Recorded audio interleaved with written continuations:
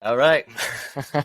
Another 3 Pars and a Birdie podcast. Yeah. Thank you all for joining us today.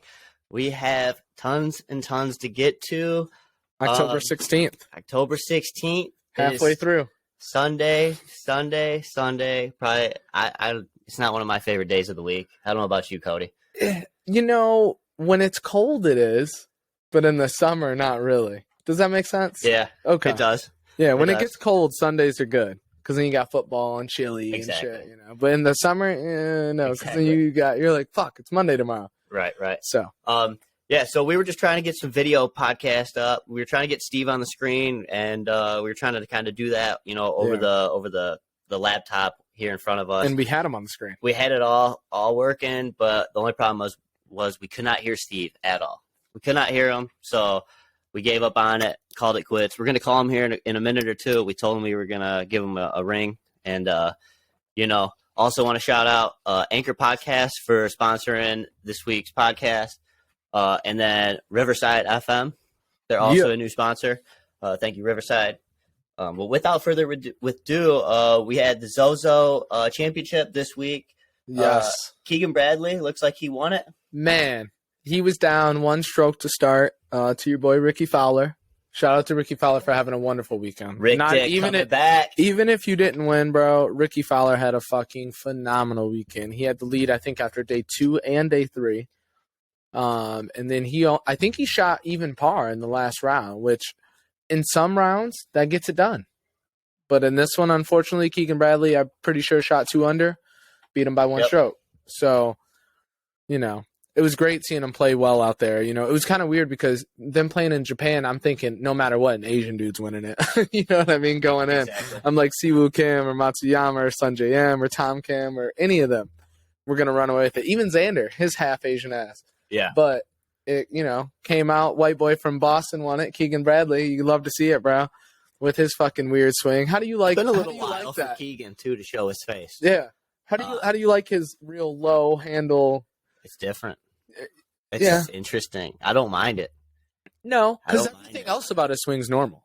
It's just the real low hands. It's way better than Dustin Johnson's. If I'm comparing the two, I think Keegan Bradley has him on the swing there. I think he's got a little bit more of a traditional, a little bit better, even though he's leaning in. Oh yeah, he's leaning. If it's the lean or if it's his clubs that they make shorter for him, because I think they make shorter clubs, so he has to lean. Okay, that makes sense. Yeah, I don't think his clubs are actually a stock size, like the ones that we use or anything like that, or even a little bit longer. But I think they actually cut him down to where he does have to lean and get that. I wonder, man. As long as I've been watching him, he's been shooting like that, and it hasn't been long, 4 or 5 years. But yeah, it's an interesting one. It sounds like he played really well, and you were talking about Ricky. Man, you know how much I love Ricky. Everybody knows how much I love Ricky. Yeah, one of my favorites. I bleed orange sometimes on the golf course. And he wore orange for Sunday. I saw that whole orange outfit like he used to do. People make fun of him for it, but dude, I love it. I love it, and I'm super super happy for him. I'm glad that he was able to contend, and he brought something to the table this week that a lot of people were down and didn't think that he had had that in him anymore. They thought that he was kind of starting to fall off, and he's bringing it back. He changed that swing coach. He got rid of John Tillery, and now he's got Butch Harmon as his more recent swing coach now, and that's probably within the last couple months he made that change. I think ever since then it's done something to him, and it's propelled him. Or it's projected him into. It's pushed him into that next tier of golf that he's been missing for quite some time. It gave him like that slingshot momentum that he needed again. Yeah, because it's not like he played a bad field. I mean, I just rattled off a whole bunch of names of some guys that were over there. It was a stiff competition. Victor Hovland finished strong. Man, an older Ricky would have fell apart after day 1, after day 2. Right. This new Ricky now, it's like the swing's there. He's able to maintain a fluid tempo throughout, 4 days. And things are looking up now for Ricky. Yeah. In Ricky, I trust. They got the CJ Cup coming up. They got a couple other smaller tournaments. I'm hoping that, like you said, this slingshot can propel him to ball out in these smaller tournaments when your competition is still, 100 other golfers or whatever it is, but it's really only like other golfers who are really like vying for, winning. So we'll see. I'm proud of him, man. Like you said, holding the lead after day 2, holding the lead after day 3. That's big dick energy. A lot of people fall apart there. Ricky held it together. He played very well. When I watched him, because, the Zozo's over in Japan, so it's 14 hours ahead. So they were teeing off at 11 o'clock at night.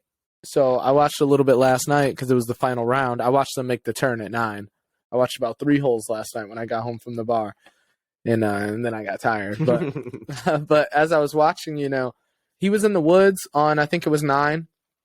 Hit it out totally fine. Pulled a flave, not exactly a flave. Didn't exactly hit it right on the green from the woods, but he hit it just short of the green. And then he chipped up and one putted and saved it, and it was great. Honestly, it was a wonderful save. So, and you didn't see him get upset. I don't know if Ricky does get upset. I haven't watched him long enough to really see him. Well, I mean, he's not a John Rahm, right? No, they all get a little upset, right? Right. And it's just some of them know how to. Yeah, they kind of keep their composure a little bit more. They won't start throwing clubs. Exactly. But I'm sure he definitely gets mad. He's not the type to throw a club to blame anybody but himself. He takes full responsibility whenever he plays bad. And he doesn't, he's not Bryson. He's not out there blaming the fans, the caddies, anybody like that. That was so funny. He takes full responsibility when he needs to, when he has to, and it's, Yep. So that was wonderful to see. And then again, shout out to Keegan Bradley after he had won. Like I said, he's from Boston, so he's all those Boston people, fucking diehard Boston fans. So he was when they asked him after, he's like, "Yeah, I'm gonna go get a steak, at this fucking awesome ass steakhouse." And I'm going to stay up till 2 a.m. because the Patriots will be on. That's what he said. So we know he was partying. He's probably just now going to bed. I think the Patriots game they won about an hour ago against the Cleveland Browns. I'm sure he's just now passing out 5 in the morning there, whatever time it is. Yeah. So shout out to him for that win. That is a big win. Keep it going. I know he placed second, I think, probably 2-3 months ago at a tournament. And he was beating himself up over it because I think he had the lead going into the final day and he lost, and it's just good to see him bounce back, especially because it really came down to 3 golfers. It was Ricky, him, and Andrew Putnam, and he beat both of them. Yeah, that was it. Those were the 3 vying for it, and they were a threesome group. So it's not like you're playing just the one and you're face to face with the one and you got to beat him. You got to beat both the guys you're teeing off with. So he did it. He sat there, he played both those guys, and he beat both of them. So shout out to him for that. Same with another guy who just won for the first time in a little while, Brooks Koepka. I don't know if you ever heard of that guy. Yeah, I don't know. Do you guys still follow him? We do. The four-time major winner, Brooks Koepka. He pulled it out and LIV. They were over in Saudi. We told you guys about that earlier this week. Course was ridiculous, bro. It was so nice. Absolutely gorgeous. Shout out to let me shout out some other people who played very well, and I'll start with Sergio Garcia. Finished 1 stroke behind making the playoffs. Played so well on a bum knee. He played so well, and it was funny because they end and they're like, Sergio, you're 11 under. They're 11 under, and he had finished, and they were both on par 5s. And he's like, yeah, but they're gonna get up and down. And both of them, one was in a bunker, and one was like shitty lie. And you're like, no, they're not. And both of them get up and down. They both end up 12 under going into a playoff. So shout out to Sergio for playing super fucking well. Joaquin Neiman, DJ eagled 18 to lose by 1 stroke from the playoff. Just so many people. Lee Westwood. I mean, there was 6 people within 2 strokes. It was a joyous to watch. Oh my gosh! At the end. And then I've seen some of the highlights, and it was pretty. Like you were saying, Sergio he played so well. Where did he come from? I was rooting for him, bro. At least to make the playoff. I just wanted him to make the playoff. I know he's been working his ass off. His team hasn't exactly been the best team in the team concept. They're doing all right, but it was great to see Brooks win it. It was great to see he had the playoff with, I think his name is Peter Uline. I don't know much about him, but he was. Is it Uline or Ulane? Ulane. Yeah, Ulane maybe. I don't know. I always say Ulane. Yeah, and it's funny because they were on the team. They were on a team together, so it was the first time teammates ever played. A playoff together. Yeah. So that was cool. Smash, right? Yep, smash. Yep, and Brooks took it out and they replayed 18, which is a par 5. Brooks on 18 the first time hits it in the fairway, hits it just short, 2 putts for birdie. And the first playoff hole, he hits it 2 yards left of where he hit it when he played the 18th in regulation 20 minutes before. 2 yards to the left, they said. Identical. Like, come on, this guy is a fucking stick, dude. Letting the ball just sit on top of the other one. It's crazy. Like, they're like, you can basically do same shot, 5-iron, same shot going in. And he hit it great again. And, dude, they were playing these beautiful draws. Peter was playing with fire the whole time. I mean, every playoff hole, they're hitting it in the – it's funny. Every playoff hole went the exact same way. Brooks had to start first because he won the coin toss or whatever. Brooks goes first, puts it in the same spot he usually puts it. Peter outdrives him, okay? So then Brooks has to hit first. He hits a 5-iron on the green, far, definitely 2-putt territory. And Peter goes in the sand all 3 times in the playoffs, all 3 times. Jeez. And the third playoff hole, Brooks goes in the sand too. And Brooks gets it out, 2 putts, totally fine. Peter is on the uphill with like, I don't know, 1.5 feet before the lip. And it's like pretty in there. And they're like, he's just going to have to swing at this, and he's not going to have to finish his follow through. I didn't see that. Was it plugged? It was kind of plugged, but the sand was playing so well, and because it was on the downslope, it's like how plugged is plugged on the downslope. You know what I mean? Okay. As opposed to like plug like in the bottom or even going down. Okay. Or I'm sorry, it was going on the upslope. I'm sorry, on the upslope. So even plugged on the upslope isn't the worst because you're still on the upslope of your swing. Yeah. So it helps a little as opposed to being plugged and trying to swing down on it. Oh my God, that would be so difficult. Yeah. So he's on the upslope. They're like, okay, he's going to have to just hit it and stop his swing as he hits it. Kind of like how Cooley chips. Mm-hmm. He does this. He does the same thing, except Shots he fucking. fired, No, I mean, Cooley makes it work, dude. He does. And he hits it, and there was a rock in between the ball and that. Goes in the water. Brooks what are wins. the odds, Yeah, too? There's Brooks a fucking rock. So it was already a hard shot. It really was. It was kind of plugged, but like we said, on the upslope, plugged isn't as bad as on the downslope. It's a lot easier to recover. And even when it's like you were saying, even if it's kind of plugged, right on the upslope, it's not nearly as worse. No. So, and they said if he tries to finish his swing, his follow through, he could. I think it was either hit the lip or something, and he did finish his swing. But it wasn't even what they thought it was going to be that fucked him up. There was literally a rock in between, and it fucking launches across the green, hits the rough, bounces once, goes in the water. And at that point, you're like, all right, well, Brooks has 2 putts to win. He's already on the green from the bunker. Right. He's like 8 feet away. He sinks the first one. So it was fun to watch. I was going to ask you, do you think Brooks is losing yardage at all? Because I feel like he's not hitting it as far as he was.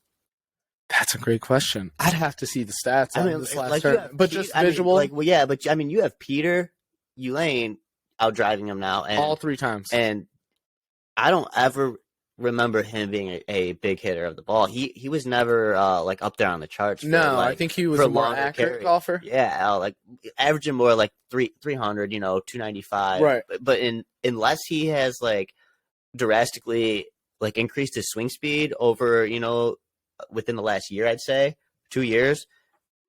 He never used to be a long hitter of the ball, so maybe he is doing something, working on that, and it's like now. Well, we saw Spieth gain 15 yards, I think, in the past year. They said Matthew Fitzpatrick is a big. So there's one a of those couple guys gaining yards. It took him about a year and a half to finally see the distance and for it to like take effect. Right.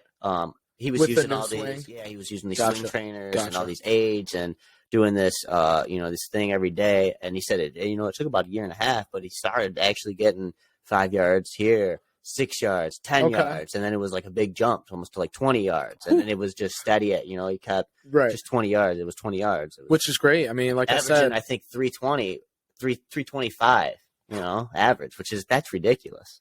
That is, that's a lot. So yeah, if Brooks is averaging under 320, then in my opinion, I think he dropped off a little bit. And he even said at the very end, he said, I haven't been playing well for the past 2 years, and I wasn't sure if I was ever going to win again. And you could tell when they were interviewing at the very end, he was very emotional.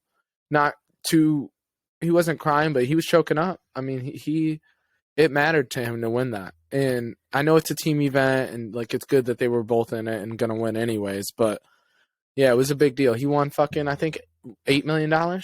Something crazy? Eight, just over. Yeah. Just over. shout out to him for that. Man, it's so wonderful to see these guys get a win. Whether you count it or not in your rule book, you know, it's a win's a win. He beat Cam Smith. He beat Dustin Johnson. He beat ballers out there. So that was awesome. And you want to know what's cool, too, about this is I'm not hearing any more talk about Brooks hates Bryson. Bryson hates Brooks. Yeah, Are they going to fight? This, that. That's, like, gone. That's out the window. Yeah. That was fucking, you know, that was, like, decades ago now, it seems like. Nobody ever wants to talk about that. And you want to know what? It's never even brought up in the live tournaments that they're playing in, and it seems like they're pretty kosher. They're not bickering back and forth. I think they can play together if they had to. I'm not sure. I haven't seen them play together yet in the live. Maybe I haven't seen them pair together first tournaments, but if they did, I don't recall. But they're definitely there's none of that going on. And yeah, that's positive. Kudos, and I'm so happy because that was just stupid ass drama in the golf world that it didn't need to be there. Yeah, no, it didn't ever need to be there, and it was dragged on forever and ever, every tournament. Yeah, and then I wonder if this. I wonder if that. Started calling him, you know, Brooksy was getting called like, you know, Bryson, and they were like changing each other's names up, getting called these other names, and you know, now they don't have to deal with that. Yeah, it's great. At least it's not. I haven't seen it, and you know what's really funny? This weekend, I found myself rooting for Patrick Reed.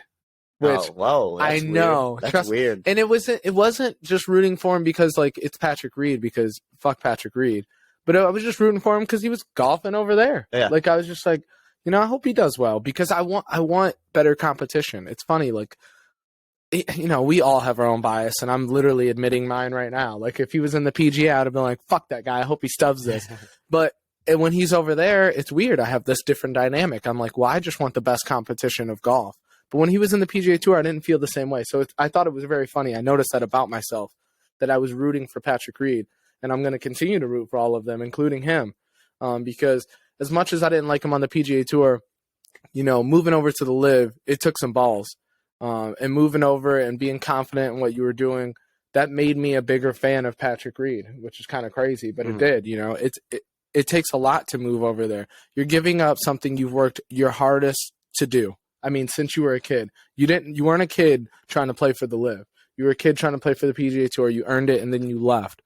That's dangerous. And he did it just like all those other guys did. So I shout out him too for that. And he played well. I think he finished like 4 back. So I can't wait to preview Miami here in about a week or two, bro. That shit is about to be so much fun. Yeah, that's going to be. I can't wait. It's going to be really. We're going to break down the rules for you guys, all that shit. You know what was cool too about LIV?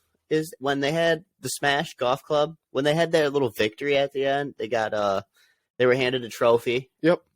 They were up on the podium, fucking lights going everywhere. They had music playing. Of course. Fireworks went off in the background. Yep. But on top of all this, you know, there's 2 things. One, which is kind of dumb, that there wasn't any fans or anything. It was like just it was like really late at night. I was about to say, I don't know if you know, they almost had lights. It was one more hole, and they would have been playing in lights. They said, it was literally pitch dark, but you didn't see any of the fans. I think they were farther back behind where the cameras were actually, you know, stationed or sitting at. But you could just see like the reporters and the cameramen taking pictures. But on the stage with the golfers was the caddies. And you know, you don't ever see that in the PGA. The caddies don't ever get noticed or anything. When somebody wins a tournament, say Xander Schauffele wins the tournament, you know, his caddy's not out there holding the trophy with them taking pictures. It's normally Xander's wife, their kids. It's like the family, you know.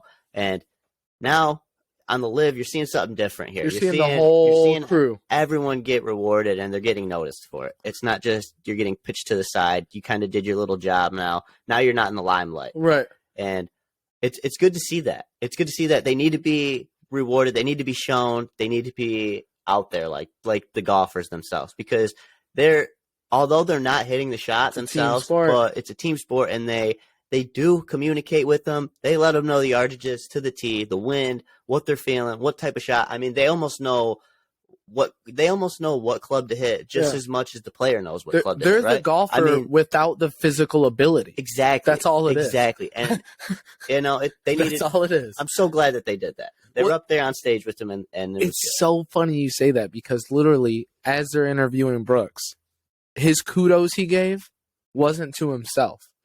It was to like 6 people. Mm-hmm. I'm not kidding you. hey, Brooks, how do you feel about it after that win? I never thought I'd be able to get this win after 2 years, blah, blah, blah. But I want to shout out to this person, this person, Right. this person. Dude, he named like 5 or 6 people. And he said, this win's for them. Come on, bro. That's what you need. Golf is it's a team sport, bro. It's a team sport. Those people are putting in the same work the golfers are putting in. They're away from their families, just like the golfers are away from their families, trying to make sure this person is playing as best as they can. It's the same thing. It's the same thing as the golfers. The only thing is the golfers have the physical talent. That's the difference, and that's fine. But come on, it's wonderful to see. You never hear the caddy side of the story. No, it's always the pro side, the player side. Yeah. And maybe they're, and like you said, they're in the it's here's me and my wife and my kid, and congrats to Xander and his wife and his kid, and that's it. That's it. No one else. No one else gets congrats. Yeah. Just those people. Congratulations. Come on, bro. There's a whole fucking team of people making sure these people are eating right and doing the right things and making sure they're fucking balling out there and have the right mindset.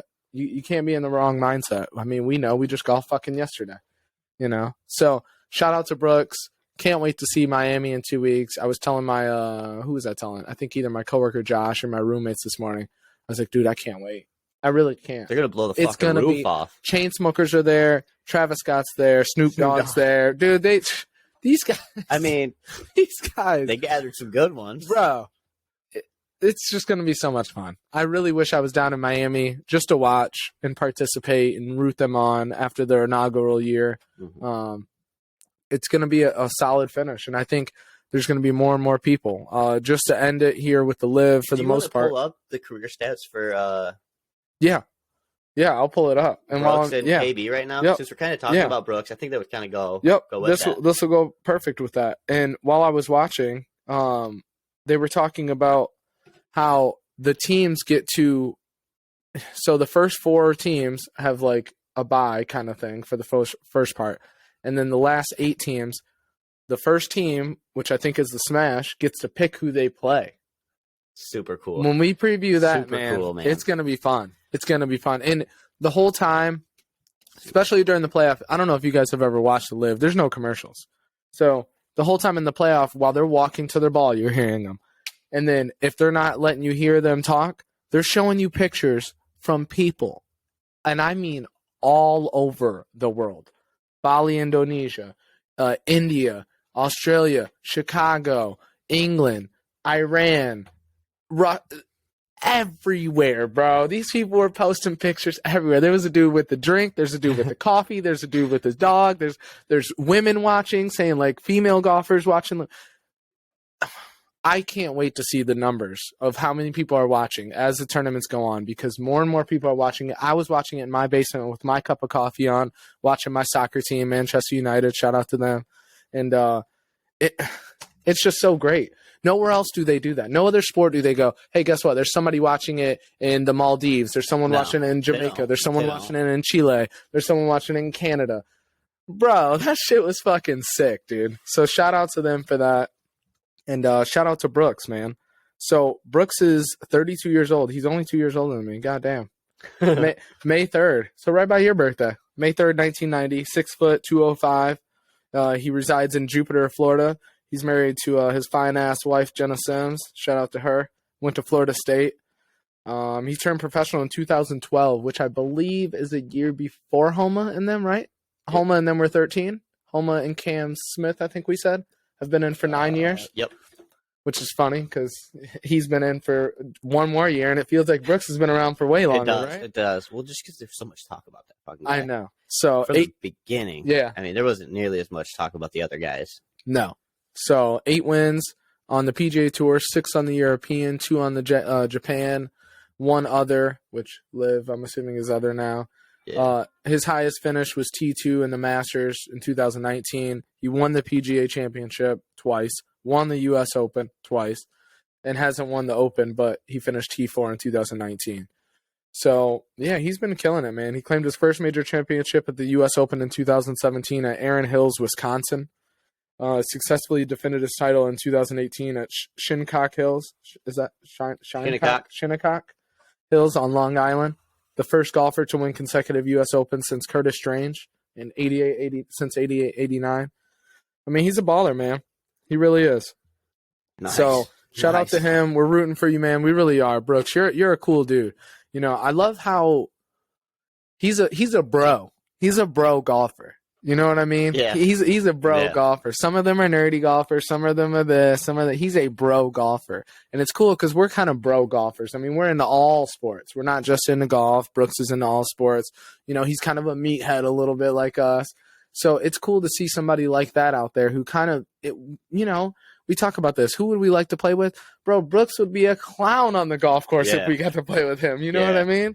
He can be serious and be a little angry sometimes, but just like we can. So it's fun to see him play. I'm a huge fan of Brooks Koepka. I really am. And I think his name's pretty cool. Brooks. It's a pretty interesting name. It's different. Nobody has that name. Yeah. Really. No. So it's pretty cool. So Brook Trout. Yeah. It's like, the fish. The fish. Brook Trout. Yeah, so shout out to him for that. And then also I got some stats for you guys on Keegan Bradley too, real quick. But like I said, he's from Boston. Now let's see how old he is. You want to take a guess at how old Keegan Bradley is? Keegan? Yeah. He is 31. Older, 36. So, born June 7th, 1986. I know. It's the shaving. It's the shaved face. Young. It helps. He also resides in Jupiter, Florida. So shout out to him. St. John's University, turned professional in 2008. He has 11 professional wins. That's not bad. 5 PGA Tour. He had a lot when he was younger. Okay. Just when he became pro, like after that, he was getting them. Okay, yeah. So his PGA Tour wins, pretty good, man. He won the Byron Nelson. He won a PGA Championship. He's a major winner. 2011. I did not know that. So shout out to Keegan Bradley for being a major winner. He also won the WGC Bridgestone Invitational. He won the BMW and the Zozo. So that's a big deal, man. Shout out to him. He's got a stellar playoff record, 3-1. The only one he lost to was either Phil or Bill Haas, Haas won. But he beat out Justin Rose, he's beat out Jason Duffner, and he's beat out Ryan Palmer in playoffs. So shout out to Keegan Bradley. Fuck Boston, but you're cool. Jason Keegan. Duffner, man, that guy's swing is a little weird too. Is it? Flat. Real flat. Real flat? Real flat. It's kind of like Ricky. Okay, gotcha. Yeah, it's weird. Yep. So those are some awesome guys. Glad I could read off their stats, and we're rooting for them just like everybody else on the tour. James Pyatt played pretty well. I think I texted you. Yeah, I was going to ask you, did he I don't know what he finished at, but he was in it in the second day. Okay, well, that's good. Yeah. So, dude, it was just so wonderful to watch. The winner was 11 under. That's the shit I'm trying to tell. That's what I want. I want it to be 11 under, 10 under. I don't need them to be 20 under or something crazy. 18, 17. Yeah. And I get they didn't play a fourth day, but guess what? The leader was 12 under going into that day, which means no one did better who was in the top. They only did worse. So that was awesome to watch. It was difficult. And I know we skimmed over it a little bit, but there was a slight chance they were going to be playing in the dark, which would have been the first time ever. They had the lights on, and they were getting ready. You know how they take a while to come on, stadium lights? So they turned them on at the first playoff. And it was getting darker and getting darker. And they said if they would have played one more playoff hole, you would have been seeing them play in the lights. So maybe next year we'll get lucky enough to see that. I know we've talked about it before. I saw the girls do that one, I think this year, over in Saudi or Qatar, actually, I think is where it was. Yeah. Also, I forgot to mention at the Zozo, did you see like how different the old school golf architecture was there with like the green layouts? So many of those, like a lot of those greens, almost 90% of them they're almost double green, but they weren't all connected as one large green. They had a little bit of like a 5-yard rough patch in between the greens. Did you notice that? That was basically splitting them. So that's green 11, that's green 14, 17, whatever it is. But most of them are designed like that and built like that. And, really? I heard one of the broadcasters talking about it, and they kind of mentioned that like that's one of the old like ways that they used to kind of landscape golf courses. Because if you're gonna have the greens right there, it's a lot easier to take care of them when they're next to each other. Yeah, and they could use if you think about it, you almost use less yardage or less acres when you put them closer like that. When you start staggering the greens over here, you're using up more space. Yeah, you can so it was like a way of using what you had, using the land you had, with. It did look like the collars of the greens were longer. You know, what do we have? Yeah, 3 feet maybe at most. Different. Yep. You know, at most of our courses, you know, you got a yard or two of collar. Yes. Theirs were like 4 yards deep. And I'm like, damn, that's a big ass collar before you reach the rough. But I didn't notice that part. So maybe that's why. Okay. So that's connecting the dots for me. Because I did notice the collars were pretty wide. I was like, that's kind of interesting. I wonder if it's just this hole or that hole. But now that you're saying that, it makes sense why they would do that, to identify the separation of the greens. You know, you have that long collar and then you have that rough in between like you're talking about. Yeah, it was really interesting. I never even seen anything like that. Yeah. So, man, we'll be golfing in another country here shortly. We'll be golfing in Canada soon enough. I can't wait. So, I wonder how they're. I wonder what's going to be different about those. Right. Yeah. So that'll be fun. So what else we got? We got our golf recap for Fox Creek. Beautiful day. It was. I mean, the back half of the day was. It started off miserable, I would say. Well, it started so rough. It was just windy. Dressed accordingly, like I was layered because I knew, you know, I'm skin and bones, man. That the cold gets to me, so I'm with you on that. I'm gonna layer up. I'm gonna do the right thing. I can always shed, and it was the good call to layer up because I never had to take anything off. I kept every layer I had on. I was nice and warm. I even gave Cody a gaiter for his neck to keep around him. So I gotta buy one of those. I need to put that on my Christmas list. It started off. It was really windy. It was a little cold, obviously a little bitter. You know, we're getting to that time of the year here in Michigan. Yeah, starts early. You know, it did. The sun poked through on the last half nine or the back nine. Yeah, back nine, and it was totally fine after that. Wind kind of settled down. Yep, things got a little better, and you could tell your ball started drawing. Yeah, that's how you could tell. Started drawing. Yeah, that's how you could tell. Something was in the air though yesterday. The ball was traveling for me, bro. I haven't. Let's talking about tell the listeners some of your yardages. Rattle some of those off. 185 up for a 6-iron. 6-iron off the back of the green. Over the green. Yeah. So what'd you hit it? Like 195? Then I hit a 4-iron, 225 yards to the back of a green. So that was basically a 230-yard 4-iron. Dude, I'm telling you, it was crazy. My drives, I hit a 320-yard drive. Yeah. Drive. Yeah. But I think I did that a couple times. I just didn't really have a green to that was close. To kind of gauge. Yeah, it was great. And even that drive for me, the one where you hit 320, I hit over 200. You smoked it. I smoked. That was your best drive. Whole 10.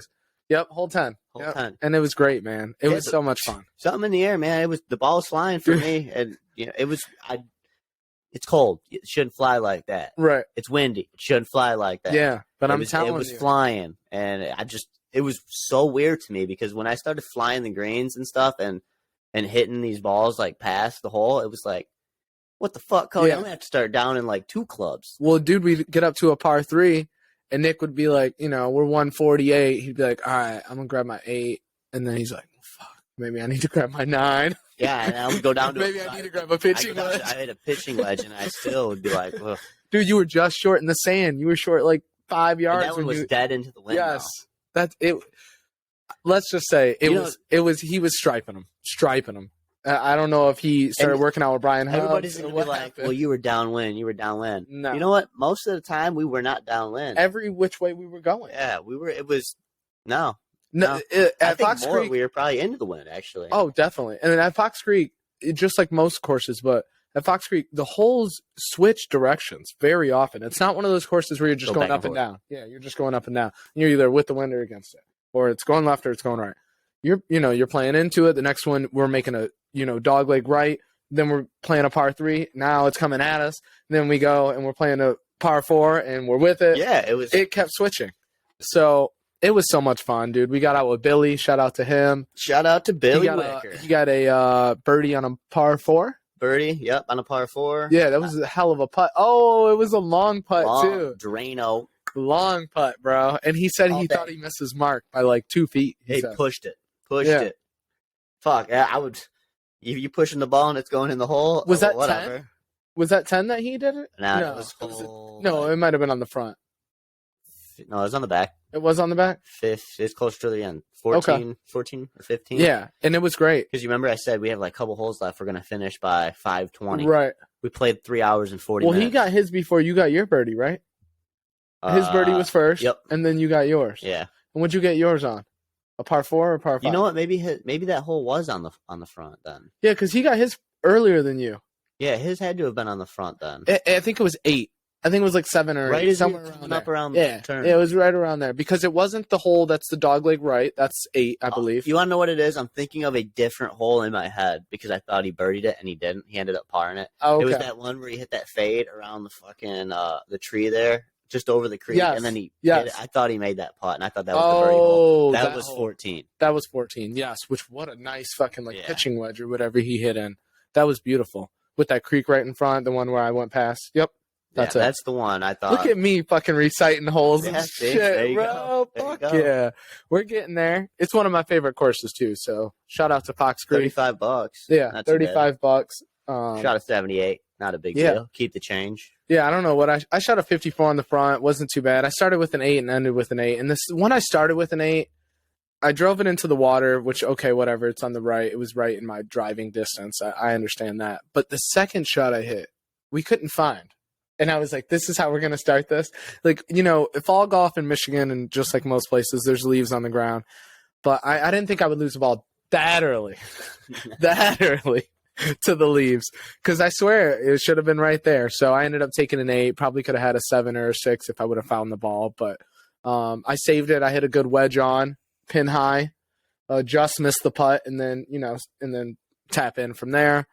It was good. I had some good shots. I had a 9-iron over the tree when I went a little right, and you're like, oh, dude, you got to go over the tree. Right over the tree. I went over the tree, stuck the green, or actually just short on the green.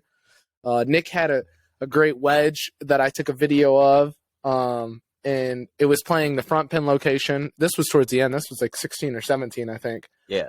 And what were you, 90-something, I'd say? And you're like, I took a little off 90 that. yards. Yeah, took a little off, and it was like he played there every week. He's like, oh, I took a little off. I landed it right on the front. It bounced front pin location, 4 yards onto the green, and it was beautiful.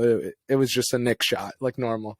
Took the most perfect divot. It was great. So it was wonderful to get out there. It was awesome to see Billy striping it. Dude, that was probably, like, thinking about it, I think that might have been one of my best driving days off the tee. Yeah.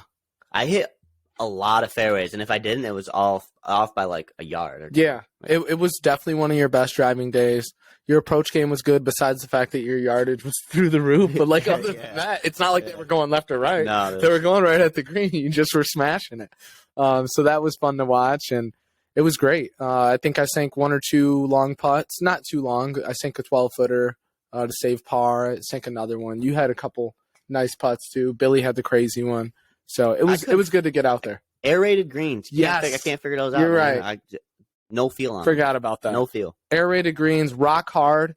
If you were in the rough there, you had to flip a coin, and half the time you were in good rough, normal rough, and the other half you were on some rock hard shit. Yeah, it was like hard dirt. It kind of sucked. That part sucked a little bit because I don't mind the rough. But what are you going to do at this time of the year? Exactly. That's just how it goes. You got to be able to pick it clean. And there were a couple.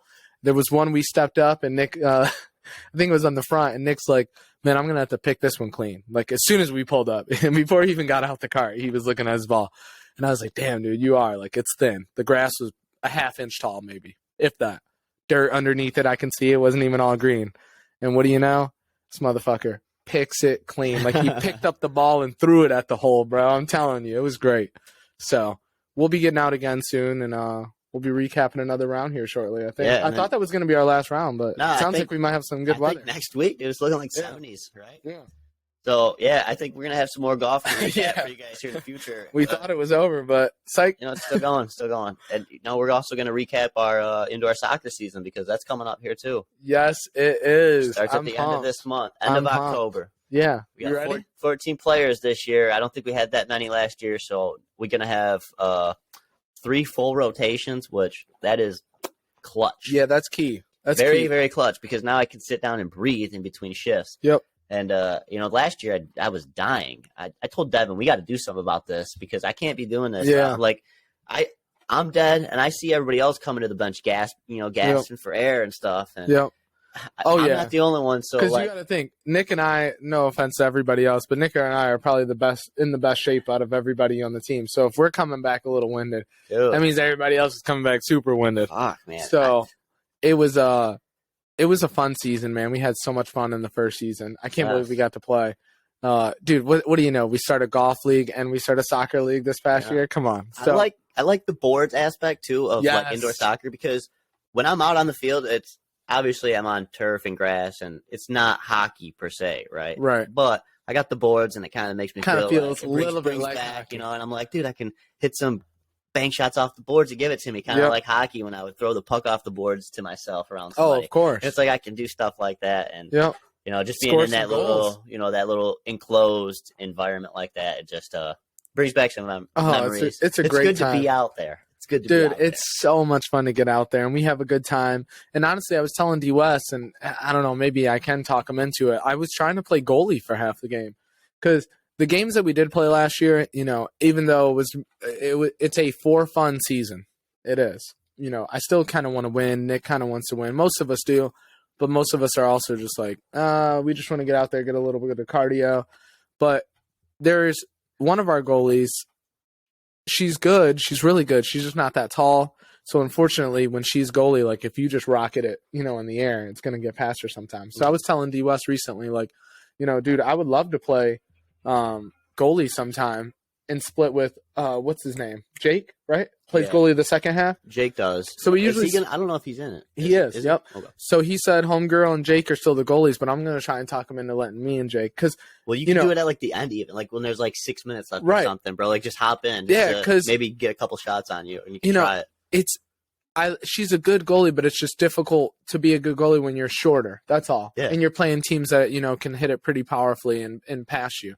So I'm really hoping that he can give me some time in goal. You ain't kidding, bro. Some of these people we're playing with, they played in college, you know, and stuff. They can hit it. These motherfuckers boot the ball, and it's like, I can good really luck stop getting in front of the right, net. Exactly. So I'm hoping that he lets me slide in at goalie a couple times for her, just to, you know, make sure we're in the game. And then, you know, if we're up 3 or whatever or 2, even try it out when we're just warming up. Right. You should step in net, warm up. Because I just want to keep us in the game a little bit more. Obviously, I would love to be on the field and, you know, playing D or playing offense. Cody wants a break. He's tired of running. Yeah, right, he gets too worn out. Yeah, he's like, I need to get in net. I don't listen to this guy. I'm fucking cardio man over running. Here. So I just want it to be a little more competitive in the games where it's more difficult.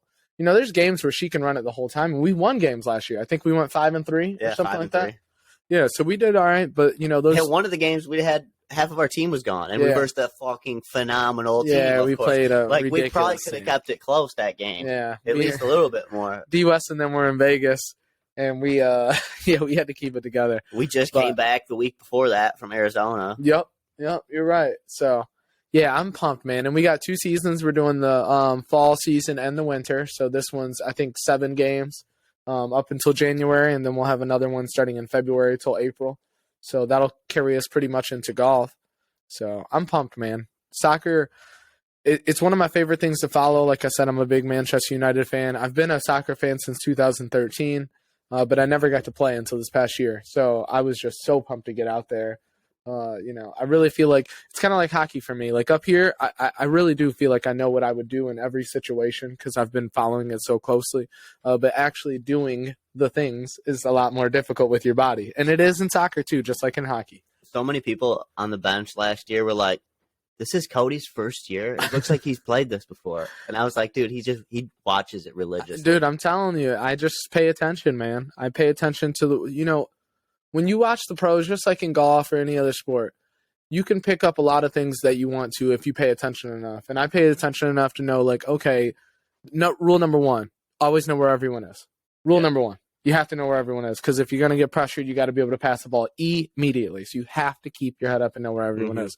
So when people wouldn't do that, you know, I understand. And even I wouldn't do that all the time. But that's like something I would tell myself all the time. Keep your head up. That way I don't turn it over. You don't want to be the person that turns it over and turns it into a goal against us. You know what I mean? Because then you're all, man, that was my fault. Feeling. And, you know, fuck. And it happened to me last year. I'm sure it happened to you, all of us. So, you know, if we can focus on keeping our head up and knowing where people are at and passing it backwards if we need to gain momentum, then we're going to be a fucking start using our D a lot more. Yeah, you got to use your D, and you got to be vocal. We keep trying to just pass it forward. You can't just be quiet. We can't always do that because they're waiting for that when we try to just go upfield. Like sometimes we got to go upfield, maybe pass it back, and then let us kind of run up a little bit. Okay, someone rotates around, someone, you know, misses. Like I'm all about, like, I'll I'll kind of pull up a little bit to like a little bit past halfway with the ball, but then I'm gonna like think about passing it back because at that point now that person's running after the ball, it gets them off me, and then now I'm open again. They can chip shot it to me or pass it to me, and now I'm halfway down the field. We have hopefully another one or two forward up there with me, and I have two other people to pass it to if I can. So and just like in hockey, you have to keep moving. Mm-hmm. You can't just sit there. When you're sitting in the corner or you're walking at the midfield line, dude, it's not going to work. You got even if you're just jogging, just keep jogging around. Just keep jogging. Just keep jogging. You're going to get open, right? Yeah. Just keep jogging. And, our team knows that. But like you said, when you're tired, that keep jogging is out the window. Yeah. You're like, bro, I'm going to keep me to the bench. Yeah. I'm going to walk until you pass me the ball, and then maybe I'll jog, So it's going to be great, man. I can't wait to see how many goals we score. You scored some last year. I scored some. Andy did. Shout out to Andy Snyder on the team. And, yeah, dude, it was a fucking blast. I'm excited. It's going to be fun. What number were you? I forgot. 16. Oh, yeah, you're 16. I'm 14. Yeah. Are we wearing the same jerseys, you think? Purple and orange? Or Probably. Okay. That's cool with me. Probably. So, yeah, we got that. And then your team just won this past week. Both of our teams won. You want to call Steve? Oh, yeah. Let's see what the third part is getting into. So, yeah, that guy. Trying to make this work. Trying to do our best. Dude, I'm telling you, we had him on the screen. We just couldn't hear him. That's the worst part. It was a tease. So it was such a tease. Yeah, and also, for you guys, anyone who's listening to these on YouTube or watching, obviously you're getting that audio drift. And I did have this figured out. Like, I was able to actually take the video part, take the audio part, put it on an editing program. But my fucking laptop is from like 1992, and it basically permits me from doing that. Yeah. So I had it all onto the screen to get edited, and the thing just was like loading. I let it sit there for 2 hours, people. 2 hours. Yeah. 2 fucking hours, and it still didn't work. So I gave up. I shut the computer off, and we'll figure it out. Once I get a better computer, things will get settled, and we'll get that figured out for you guys. So And we got Snyder here. We got Steve. What's up, sir? Can you hear me? Yes, we can hear you loud and clear. All right. Phone acting up when you called. No, you're good. You're good. So, how you been? You been golfing lately? How's everything going? Did I tell you I golfed last Sunday? How we talked to you some No, what was that? Was that Belvedere? Yeah, Belvedere Golf Club. It was beautiful. Where's that at? Was that shouted out on Foreplay at all before? Right there on it's in Charlevoix. It was like up there. it was like 10 minutes from where we were staying. It was beautiful. They had it was cool. They had a little board up by there that had a list of all the major winners that have played their course. Really? Yeah, it had Nicholas, Snead. That's pretty much all I can remember. That's all you need to remember, honestly. Okay. Well, what is it? List. It was when I was driving by in the old golf cart. It was cool. We got there early, and I thought I was going to have another tea time snafu because the guy's like, "You guys a little early," and I was like, "Oh, not that early." I was like, "It's 8:00. We got an 8:30 tea time." He's like, "Well, you sure you got an 8:30?" I'm like, "Yeah, I'm sure I got an 8:30." Damn. He goes inside to the golf clubhouse. Pulls it up on my computer. He's like, "Oh shit, you do?" And I was like, "Yeah, no kidding. You don't say." So you almost had another one of those incidents. Yeah. Yeah, and so he's like, "Oh, we might have frosted." He's like, "My greenskeeper's not even here yet." And I'm like, "Oh well, I was planning on teeing off here in about 30 minutes." So he gave us, he set us up on the range, and we got to hit on the range, the range was sick because you're hitting into a valley. Oh, nice. Yeah, it was real sick. Like everything looked beautiful. Okay. Fuck yeah. Like, you didn't even skull when I was like, "Oh, got some airtime on that." So, what's the course play? Is it par 72, par 71, 70? I think it was 72. It plays long. It's a long track. So we get there, and the guy saw like, "Oh yeah, 9:00 can tee off." So we were waiting for him to call us up. He calls us up on onto the first. And we're standing there, and he's telling us, and he's like, "Yeah, on the summer days, it plays like 500 yards shorter." He's like, "With today's weather, it's going to play like 500 yards. It was like 300 yards longer." And I was like, "Oh, shit." He's like, "Yeah." So I was like, "Well, we usually play whites. What's that?" He's like, "Oh, it's like 6,400 or something like that." And I was like, "A little steep for 9 holes. I wanted to that." I'm only playing 9. I wanted to, do something out here. So I was like, well, what do you got in front of it? He's like, oh, we got these Browns. And he's like, that's like 61. I was like, all right, we'll play the Browns. Okay. Gotcha. That's not too bad then. So what were the par threes playing? Like 150 to 170? The first one we played was at 198. God damn. What'd you hit? Five wood? I hit 5 wood and I was pin high, right. And I put myself like in the worst. Well, it wasn't even that bad of a spot to be in, but I tried getting cute with it, and then I bladed it over the green onto the side of a hill. So the ball was literally on the side of a hill, and I tried to hit it. And it's one of those you're going to blade it back. So then I hit it back to where I basically was on my second, anyways. And then I hit my fourth short, and it came back 5 on, 2-putt, 6-7. Damn. And you were pin high. So, right, but then you don't blade your chip. True. Don't blade both. So is the real question is the old Steve back, or are you still? Did you find your game or no? Oh my god, I'm playing like dog shit still. Ugh. Complete and utter. It's so crazy too because of like I made a par there on like the number 1 handicap on the front. It's just it was a par. It was a par 5. I rip and drive, and it was one of these. It was a weird dog leg. Like the dog leg started way too early. Like you would have like.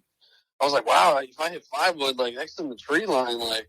So I was like, well, I'm just gonna hit driver. I was playing like shit, so I aimed right, bombed it over the trees on the right. I was like, oh, okay, let's do something. And I hit a beautiful 5 wood. It catches like halfway there. It catches one little tree line and comes straight down. And it was on a line. Bar down, huh? Yeah. Oh, straight down. And then I'm like, fucking A. And then I ripped a 7-iron pin high onto the screen. Now, this screen was huge. It was on, like, the side of a hill. It was almost illegal. I ended up being, like, pin high left, like, 15 feet or whatever. Made that for par. Not a big deal. But fuck yeah. Did Alex ride with you, or did you golf with someone else, or? Yeah, I just golfed with her dad and her brother. Oh, perfect. How are they? They're pretty good. Her brother was hitting. He's got a swing like Cooley. Okay. Yeah. Nice. So what'd they shoot in 9 holes? Like 50 or 45? Yeah, it would have been like near 50 at least. We weren't playing good. I shot probably 55. It was outrageous. It was so bad. You would have beat him. Yeah. Well, it's all right, man. At least you rolled in the putt. That's not too bad. Play the other. I want to play 18 there. Yeah. Well, how much did it cost for 9? Like $45? 50. Okay. Yeah. 50 for the cart. I figured. Holy shit. It was nice. Old school. Opened in 1925. God damn. 97 years old. Nice. It's semi-private. Like, I don't know when I think if it's in this prime time season or how they do it. I'm not really sure, but like you can't book a tee time from like 12 to 2 or something like that.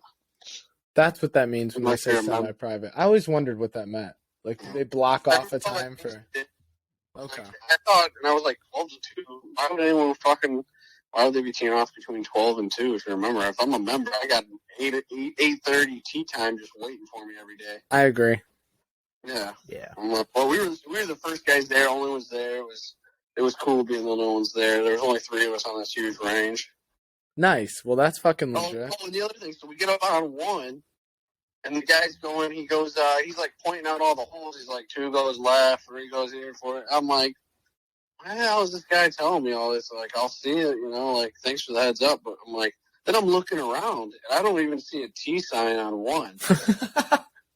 It's just marked. There's just the T's, and you can see like where the marks. But like, then again, they're all color coded. It was weird. You could barely make out which color it was. One of those. It was like, what the hell? Oh yeah, I've been to a course like that. So then I'm like asking, like, like there's no T signs. He goes, oh yeah, there's no signage anywhere on the course. But he said it's like old school, so it's one of those where the greens are pretty much right next to the green. For the tee. Oh, okay. So you're getting off a green, going to the next tee box. Yeah. So it'd be. It's not like you're driving around looking for your next tee box. Gotcha. Yeah, I was about to say that would have been fucked, dude, if you didn't have anything. Yeah, it was weird. Like the sun was a little low. It was weird to see it, and it's always weird not knowing how a course plays. Like when I walked up to that first par 5, I'm like, what the hell is going on? Like this hole. There's a creek that runs through the front 9. It's like there and play on like 4 of the holes, it feels like. And That's interesting. Of course, I hit it great on a par 5. I hit a dog leg, so I hit a bomb drive. Then I hit it I had to go over a tree, so I ended up going with like a 6 iron, I think it was. Get it over the tree. It looks beautiful. I'm like, yeah, it's a great layup for this par 5. We'll be right back in the middle of the fairway. Lands right in the creek. Oh, fuck. You shit me. Like, baby draw around the tree. Yeah, that's happened to me at Hickory Creek a couple times. Some thick rough. I was so happy I got it out of the rough from where I was with that because I was like, man, I'm going to hit this tree. Did you get any bunkers? Yeah, I got a green side one. It was fine. The bunkers were fantastic. I put a decent little shot on the green, but it didn't matter because it was like I was already hitting 4. 2-putt double. It's like whatever. Seen that before. Yeah, no, I feel you. I've been there yesterday. It was so bad. I'm everywhere with it. I was just shanking them, pulling everything away. I'm gonna be getting some lessons this off season over at Golf Tech. If you want, we can. Golf Tech? It's in Novi, right off 10 Mile. That little shop Haggerty. I told you about. Yeah, they specialize in fitting clubs and lessons, and they have like a whole bunch of lesson plans. They have like 5 for 1 month, 10 for 3 months, 50 lessons for a year. Like they have like a whole bunch of different types of plans. So I'm gonna look into it and see, because I'm gonna get that started probably before Christmas. I want somebody. I just need them to look at it. This is the first year with that interlock grip. Oh yeah. I'm like, I think I got to go back. I was like, I've never. Yeah. What the fuck? Why wouldn't you go back? Because, man, I had to try it out as an experience. Because, like, no. Brian does it. Neldo, I think, does it. There's quite a few people I know that don't do interlock who can hit the ball pretty well. More than I think interlock. I mean, does Andy interlock? Okay, Andy does. I'm trying to think who else is, like, top-notch golfers. Flav interlocks. Leda interlocks. Leda. Okay. Okay, then maybe but they also learned. They also learned at fucking like 8 years old. That's so did Steve. Oh, he just did interlock. Wait, you didn't interlock at all, like growing up? No, the only time it's so funny. He's fucking thrown off from the beginning. Yeah. Like an air practice swing without a club in my hand. It feels the same either way. I mean, I'm more comfortable interlock, but like for the most part, they're both pretty similar to me. I don't think there's much of a difference. With my wrist, it is.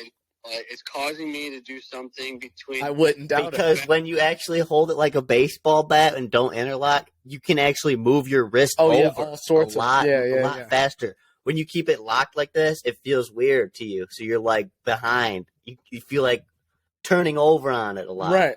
When you go like this, it's like it's a guided. Yeah, it's you. Right. You're guiding the club at that point. You're not whipping it. You're just guiding. Right. You're guiding it. Okay, that's interesting. So it was the first year. I had to try it. I had to stick with it. Okay. Well, that's awesome. Don't go back. That please. You stuck with it. Don't go back. I mean, Steve. I use interlock, and I've been using it, I think, for the past 3 years now. I started with baseball, and I switch, and I like it. It's comfortable. My dad interlocks. We're gonna see. Nolte even interlocks. Does he? I need to get some of that. I just need to look at my grip. Maybe I think that I can get some grip knowledge. Okay. I'm going to show you how I fucking hold the club. I need to hit a lot more golf balls. Yeah, no, I feel you. Well, you can't be taking too much time off in the off season. You got to be. There's got to be a range by you somewhere you can hit in the off season. Yeah, I'm gonna go up to what is that?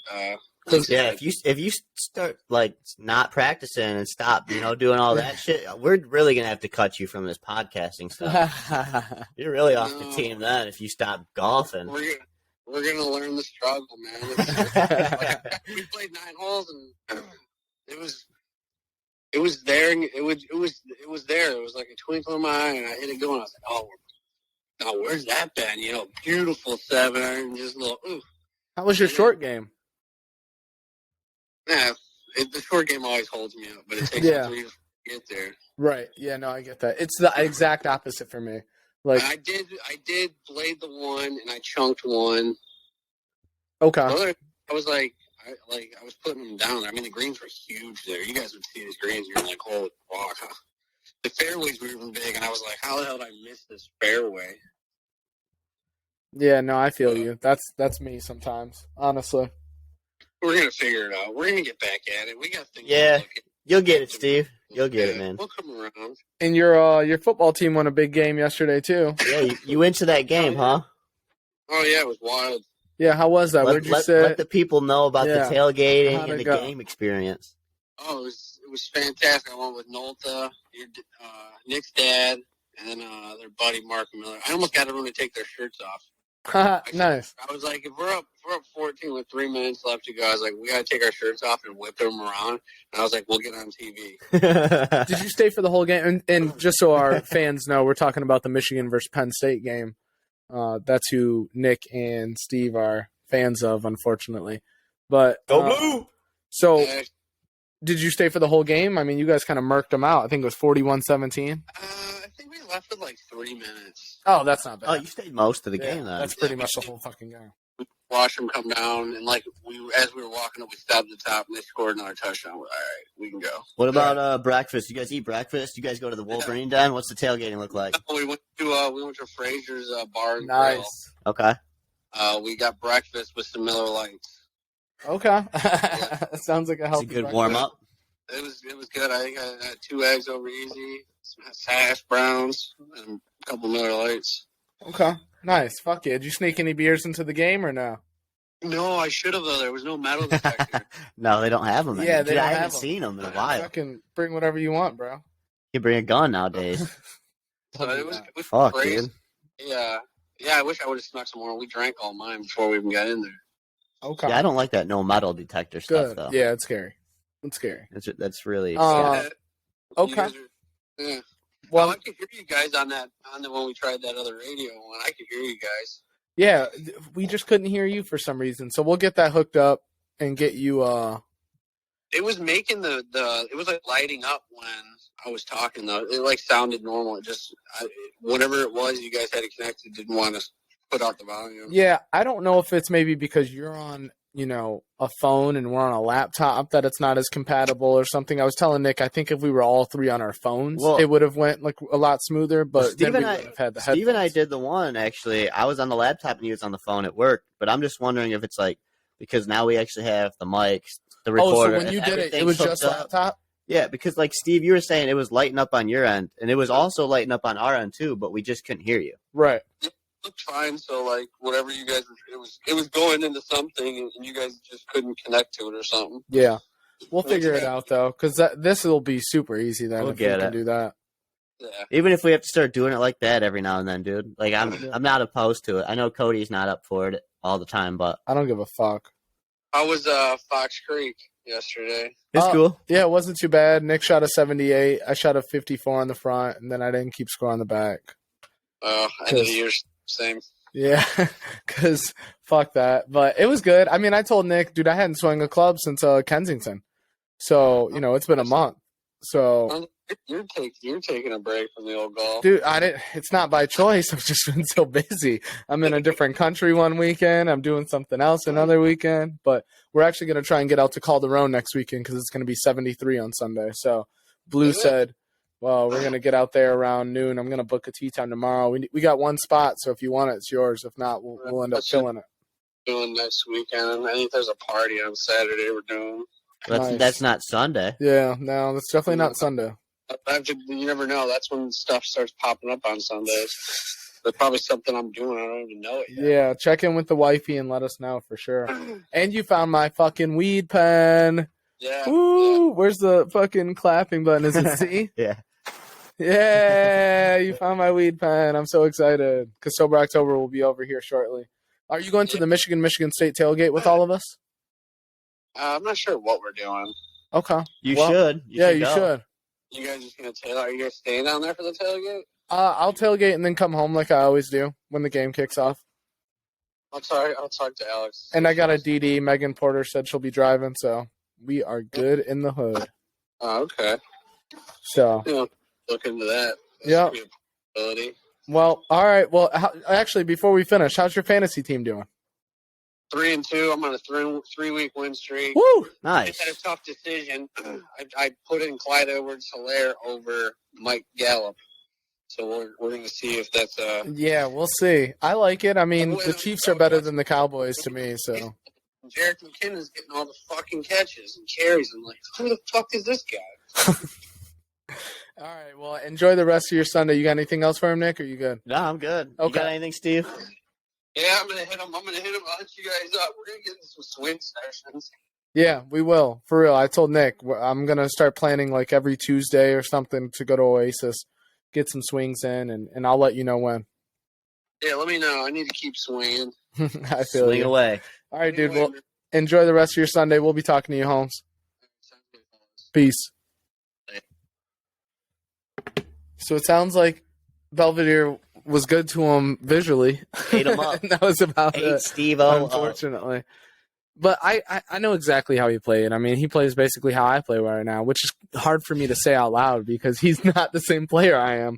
It's rough, man. You know what I mean? It's rough for Steve. Like I can picture his 55 because I'll hit a 55, but that's me hitting a 55, not Steve hitting a 55. So it's You might as well start betting on money. I Next might week, start. if we play, Yeah, if we start, you dude. might as well be like, hey, Steve, lowest front, lowest back, lowest total. Yeah, And I bet you fucking take some money. I bet might. you take some money. We'll see. But like he said, it takes him a couple holes to get used to his short game. And you know what's funny is I think the exact opposite happens to me. Like I start and you see me, I'm 100 out and I'm sticking greens and shit. And You then start overthinking. And then as we go on, you start thinking about their score and stuff. And you're swinging. that's You're like, oh, yeah. okay. As we go on, I'm like, I try not to even think about that. I know. It's hard. I wish there was a way I could just wipe my memory clean after every fucking swing, honestly. But it was good. There was a time where I hit a bad shot yesterday, and I looked at you and I was like, dude, it's all about the next shot now. Yeah, and then I hit a good next shot. Yeah. And I was like, okay. And you even said it. You're like, yep, that's it, Cody. Don't forget. Next shot. Dude, I had to do it myself. I double bogeyed that par 3, but then the next hole, I shut it off, and I fucking birdied it. And you birdied it. Yep. Yeah, you're right. Forget it.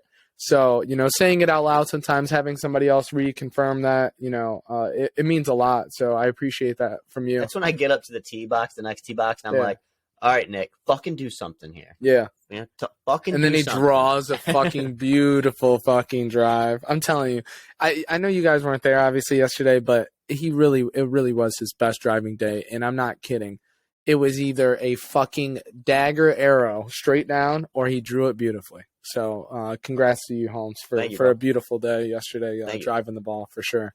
That doesn't happen every time, so I got to shout it out for sure. What else we got? You want anything? Oh, yeah, I got one last thing for us before I head home. I might even get a blizzard on the way. Who knows? Damn, that sounds so good. Oh, no. What do you know what you're having for dinner yet or no? Not yet.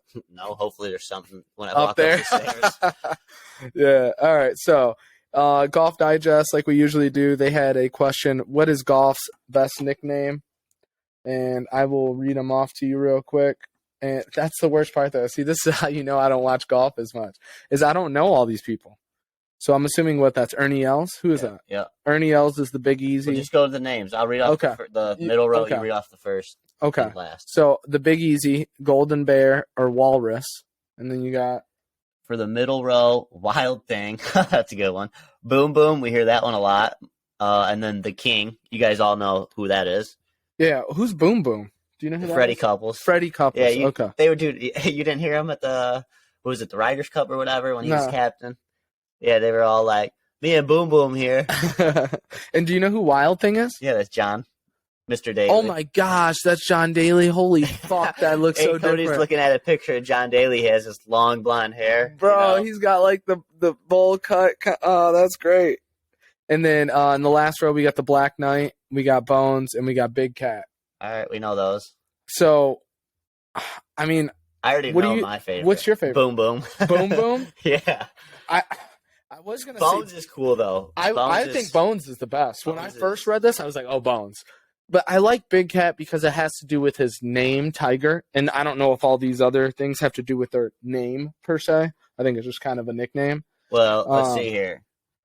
The Walrus, he looks like the Walrus. Right, and I get that. Golden Bear. Is he from Cali? Is that what that is? I forgot what that one was. But the King, obviously, is Arnold Palmer because, like, they call him the King of golf. And he's one, and I get that. Big name. Started it all. The Black Knight, I forgot why they call Gary Player that. But it's because he wore all black. Is that because of, all black, yeah, so then he used that as his logo now, right? Just like nice. Golden Bear, like Jack Nicklaus. Right, has you see a little golden bear. The Black Knight, you see the little knight and shining armor sign or emblem. Bones would be cool though. I do like Bones. To me, it's Bones. See, I don't like Ernie's the Big Easy. No. That's nothing. I think that's a nickname for like multi-sports. Like you could play any sport and kind of be the Big Easy, I feel like. I think there is another Big Easy in like a different Boom, sport. boom, and bounce. Wild thing is That's true to him. He's wild as fuck. Last thing before we go, I saw, and I'll pull it up real quick, Jonah Hill is going to be playing him in a biopic. Yeah, right. Bro. That's going to be cool. That shit is going to be so funny. So can't wait to hear about that and see that. When that comes out, we'll let you guys know. Also, whenever this Netflix documentary, do you know when that? Boy, oh boy, whenever that does come out, man, that's going to be good. They're shooting it right now. They've been shooting it for the past year. And did they get lucky as fuck to pick this year to do the fucking Netflix documentary on golf? So excited about that. A lot of exciting things coming up, just like always, dude. Just like always. We got a trip coming up in March to Austin to go watch the WGC. So, yeah, I'm pumped, man. I'm ready to enjoy the rest of my Sunday and go watch some football. Yeah, me too, man. Me too. It was a good one. Thank you all for tuning in to another 3 Pars and a Birdie podcast. Glad we got Steve on the phone, was able to talk a little bit about his golf round and his college football recap. Oh, yeah. That must have been so much fun. Justin was there, too, my coworker. I was thinking maybe we find, like, so, we normally end this with, like, a cacaw or something. Yeah. Do we need a different call sign? Maybe it's, like, swing away. We just kind of, like, swing away. Instead of like cacaw. Or we could do cacaw still, but, also, like, on these shirts that we're going to get made, and hoodies, maybe we put, like, swing away on the back or cacaw on the back of it, along with the emblem on the front. I like it. Yeah, we're going to have to come up with some stuff. If you guys think of anything, shoot us a message on Instagram or Twitter or on the Spotify. You can leave a comment, even on the YouTube videos. YouTube. 3 Pars and a Birdie on YouTube. Man. Check it out. So we're almost at 50. I'm going to keep bringing it up. We're almost there. I swear. I'm so pumped, dude. This has been so much fun. I talk to people about it all the time. I'm like, oh, yeah, we do a podcast. You do a podcast? I'm like, yeah, dude, I do a podcast about golf and about life and hanging and kicking it with the friends. So it's always so much fun. Yeah. Yep. Always fun, dude. Yeah. Always. And soon enough, it's like therapy. We'll have some recaps with soccer and, coming in with golf too. And we'll get some more birdies on here. I'm glad you got Dave on. The Dave episode was so good. He's good. I listened to it while I was working out, and man, Dave, you're a fucking G.